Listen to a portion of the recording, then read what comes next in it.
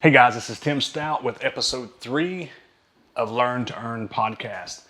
Guys, what if there's a lot of books, there's a lot of information, there's a lot of podcasts on how to be a leader.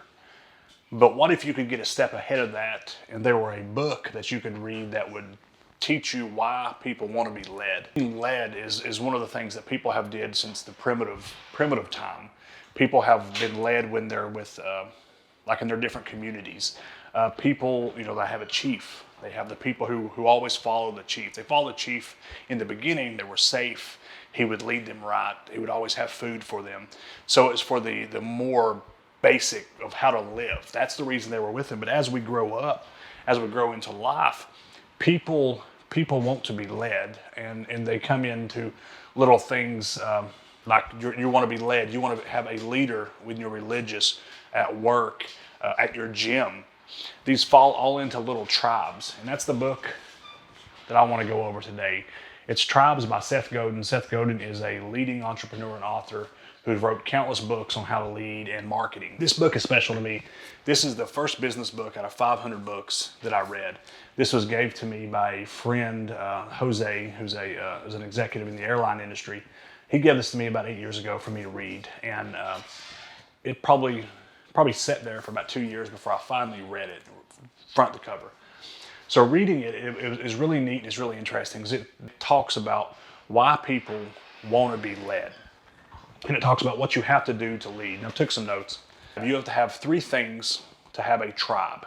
You have to have a group of people, a common cause, and a leader that organizes this cause and allows things to move forward for whatever that true cause is. As I'm coming through, a movement. A movement needs a narrative and a story of what life could be like once that narrative was achieved. Connections to the leader, to the tribe, and they have to have something to do. They have to have action steps of where to go and what to do. The 4 ways that a tribe should always communicate. Number 1 is leader to tribe. Number 2 is tribe to leader. 3 is member to member in the tribe. And number 4 is, what is the tribe saying to the outside members? When you're building a tribe, you got the better the cause, the more meaningful the cause, the bigger and better your tribe gets. This book will warn you about building your tribe too big, too fast. Because with a tribe, you want to have really, really big connections with your tribe member, with the people that are in your tribe. You want to be able to build deep before you build wide, because the wider you get, the more diluted the vision gets. So it's really important to focus on those conversations and those relationships to build deep.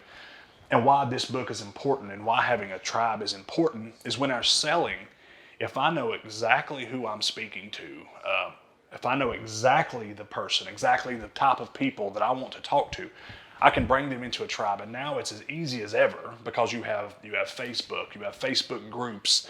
There's all these different channels that I can channel these people in, and then I can communicate with. And it's easy for me to market to people who already are interested in my cause. Like with my main business is real estate. People who are interested in investing. I have Facebook groups. I have different ways to communicate with the Facebook group. I'm constantly educating them, bringing in people with information so I can inform them and educate them. And in return, when it's time to invest in real estate, they're going to think of me because I'm the one informing them. I'm over the tribe because I've created it. And as long as I keep that common cause moving forward for them, I will be the one they think about when it comes to real estate investing. And with my MMA gym, it's the same thing. We have different ways to communicate. We have Slack channels. We have Facebook groups. So the people that we communicate with that want to do martial arts, who want to get in shape, who want better fitness, we can all communicate. And as a leader, we've got to be compassionate, we've got to be energetic, and we've got to be steadily focused on the cause. Our cause is their goal. And that's going to cause them, when they're thinking of health and fitness or martial arts, to come to my gym. The book is Tribes, like I said, by Seth Godin. This is definitely not his most popular book, but it was really important to me because it was the first book that I read that started me on the journey. A couple tips that he gives is, when you set out your mission, it needs to be a change that needs to change, that you see something that needs to happen in somebody's life. Number 2 is a leader needs to be focused on giving and not taking. And so A leader doesn't need to focus on always trying to get something, get you to buy, get you to upgrade, to get something from you. A leader needs to be giving you something that makes you want to keep coming back and makes you want to grow inside that tribe. Number three, a leader is as the word they use, is a heretic. They question things. They want things to change. They are not going to stick with the status quo, and they're not a sheep. A sheep walk around with their head down and do as they're told.